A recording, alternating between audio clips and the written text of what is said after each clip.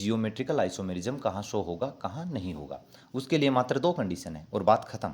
देखो पहली कंडीशन क्या है, देखो जब आपको कार्बन डबल बॉन्ड कार्बन दिखे, कार्बन डबल बॉन्ड नाइट्रोजन दिखे, नाइट्रोजन डबल बॉन्ड नाइट्रोजन दिखे, तो आप ये सोच सकते हो कि यहाँ जियोमेट्रिकल आइसोमेरिज्म हो सकता है। लेकिन अगली कंडीशन क्या है, देखो अब आपको देखो कार्बन डबल बॉन्ड कार्बन दिख गया। अब आप देखना कि इस कार्बन के ऊपर या फिर इस कार्बन के ऊपर जो एटम लगे हुए हैं वो सेम है या फिर डिफरेंट है।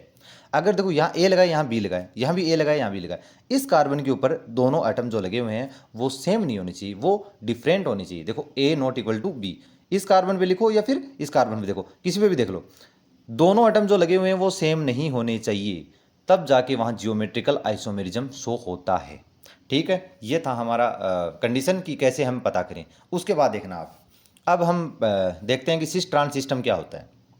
देखो कार्बन डबल बॉन्ड कार्बन, यहाँ ए लगा यहाँ ए लगा यहाँ बी बी, मान लो ये कोई एटम है या कोई ग्रुप है, कुछ भी है, ठीक है।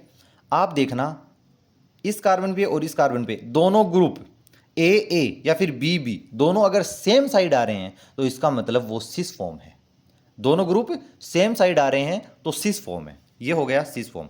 ट्रांसफॉर्म देखो दोनों ग्रुप क्या हो गए, ऑपोजिट आ रहे हैं एक दूसरे के, ये ए है ये ए है, ऑपोजिट आ रहे हैं ना। ये देखो बी और बी ऑपोजिट आ रहे हैं तो ये क्या हो गया, ये ट्रांस हो गया। जैसे एग्जांपल आपके सामने, ये एग्जांपल देखना, कार्बन डबल बॉन्ड, यहाँ हाइड्रोजन लगा यहाँ क्लोरीन लगा है। क्लोरीन की देखो आप स्थिति, दोनों सेम साइड हैं, हाइड्रोजन दोनों सेम साइड हैं, तो इसका मतलब ये क्या हो गया, ये सिस हो गया। ये देखो क्लोरीन दोनों ऑपोजिट साइड लगे हुए हैं, मतलब ये क्या हो गया, ये ट्रांस हो गया। ये देखो अगला example, carbon double bond carbon, तो यहाँ देखो COOH ग्रुप लगा है, यहाँ COOH लगा है, दोनों के दोनों ऑपोजिट साइड है तो ये ट्रांस हो गया। ये दोनों COOH सेम साइड लगे हैं तो ये सिस हो गया।